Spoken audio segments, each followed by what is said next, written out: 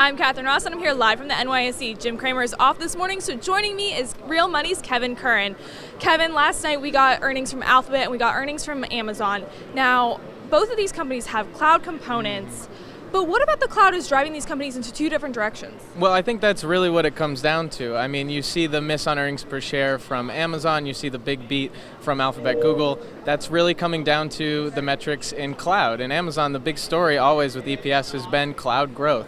And that seems to be slowing a little bit to the low 40s type of growth rate, where you see something like Azure, for example, growing around 70%, and then Google hitting $8 billion the last quarter.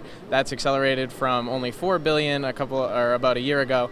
And we're saying maybe this is becoming more of a dynamic market where there's more pricing pressures and there's more market share gains from other competitors that Amazon had dominated in the past, and maybe AWS isn't necessarily going to be the complete rock solid foundation of Amazon EPS that it has been in the past. So I think that's what you're seeing is the worry on cloud for Amazon, and then the really strengthened cloud of Google making market share gains there. Now, Google last night, the CEO disclosed that Google Cloud has an $8 billion run rate. Yeah. And based on that, that's not a number that we normally get in these earnings reports. They're usually based on opaque. that, yeah. And do you think that we're going to get this number again in another earnings report? Well, I think the luxury that Google has is they can tell you when it's good and they don't have to tell you when it's bad. I mean, it's similar to what they do with YouTube. They broke out some of the numbers from YouTube last night and they were saying, this is doing tremendously. And that's a huge luxury to have when you're a company that has all of these levers to pull, is they can keep pulling them and say, hey, cloud's really accelerating this quarter. And if it's not really doing as well as it has in the past, it might be, oh, well, we don't necessarily have to touch on that. So it's kind of a nice thing for the management to have in these earnings calls, I would argue. So as I mentioned before, Amazon released earnings last night. They had a profit miss, which was the first profit miss in 8 quarters or 2 years. Yeah. Following that profit miss, they really had a focus on one-day shipping, and that's part of the reason that they had that profit miss. Do you think that, the way that they're focusing on the one-day shipping, is this going back to the old days of Amazon investing instead of earning money? Yeah, well, I think that one of the ways that you look at Amazon historically is they've pushed people out of markets. They've said, we can do this better. We're willing to take some losses in the near term because we're going to create a market-leading position. And we're already seeing other companies have to follow this. I mean, only a few can. There's Walmart and a couple of others that can follow this type of market movement to one-day shipping. And if we're talking about consumer trends as far as convenience, they can sustain a couple of quarters of losses right now to make that the industry standard, and then they're above everybody else. So historically, you can take a couple of losses. Amazon's not a quarter-to-quarter stock, in my opinion. So you look at it and you say, is this really something that they can sustain? Absolutely they can. I mean, you see their cash pile, you see the type of company that they've built, and I think that when you're looking at the trends and changing people's lives, as Jeff Bezos talks about all the time, you're talking about making things more convenient in the long run, and I'll take a couple of quarters of pain if he can sustain that, and looking at the track record, you have to put a little bit of faith there. All right, so it's time to switch to a topic that I'm kind of excited about, because it's one of those stocks that you can just make so many puns from, and I do appreciate that. Let's talk about Beyond Meat. Oh, now, fantastic, Beyond Meat, yeah. they announced earlier this week a partnership with Dunkin', where they're going to have meatless sausage, egg, and cheese patties or sandwiches, and bacon, yeah, and meatless steak and bacon apparently coming down the pipeline. But I want to ask. There was a tweet last night, and I'm going to read you the amount of companies that they have the market cap of, because it's pretty crazy, but then I've got a question for you. So, apparently, Charlie Balala, do you know? Balala, yeah. He noted this on Twitter last night. So, Beyond Meat, their market value is worth the market value of Shake Shack, Wendy's, Jack in the Box, Red Robin, Habit Burger, Good Times, Ruth's Chris's Steakhouse, Buffalo Wild Wings, Fatburger, Ponderosa, Del Frisco's, and Nathan's Famous combined.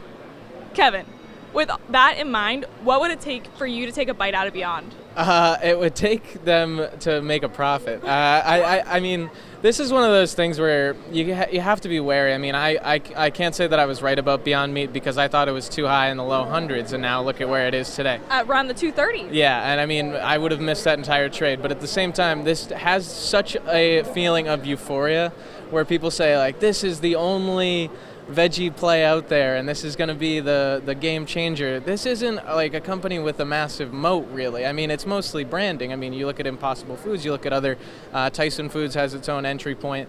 it's not necessarily like the be-all, end-all of vegetarian or vegan food trends is just Beyond Meat. This is one of those people see how much it's run and they say, I want to get in on the action too, and eventually that has to erode. So I wouldn't take a bite out of it, is what I'm saying. All right, well, that's good to know from a millennial, guys. He wouldn't take a bite out of it. Okay, so I do want, speaking of restaurants, let's go into Starbucks, because they also reported earnings last night. They beat expectations. And I'm wondering, what gave Starbucks this shot of espresso in their earnings report last night? Well, I mean, if you want to talk about not taking a bite out of Beyond Meat, I think I'll take a sip of Starbucks. I mean, I think that's a really good stock. Pretty much everything that they're talking about on their earnings calls, they're hitting on. I mean, talk about rewards programs. And I think one of the most important things is China. One of the headline risks for them was saying that they're going to be patriotic consumers in China that aren't necessarily going to pick up on Starbucks products. You have Luckin Coffee in the region as well, but they're doing really well, and that's been one of their key growth theses for a long time, is engaging Chinese consumers and getting them to drink more coffee away from traditional tea products.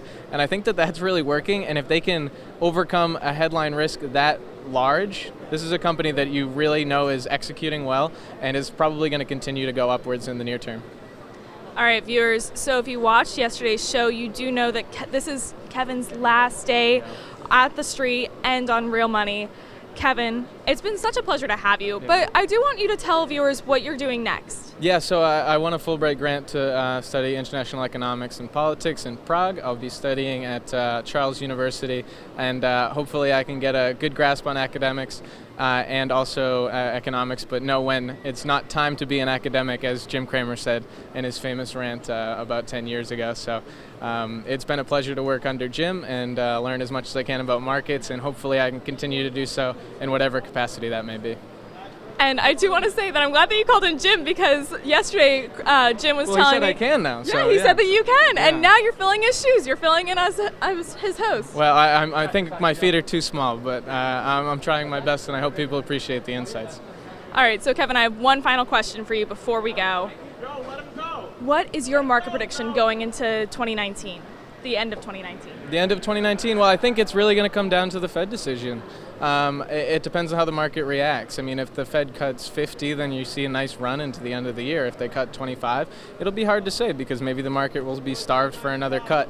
But I think that it's really, unfortunately, moving a lot off Fed policy, and what we see in the coming Fed decision is going to be critically important to what I see into the end of 2019. Well, thank you for one of your final pieces of insight, because I know that you're going to be writing hard about Alphabet, which is our real money stock of the day, all day today. Thank you so much for joining us, Kevin. Pleasure.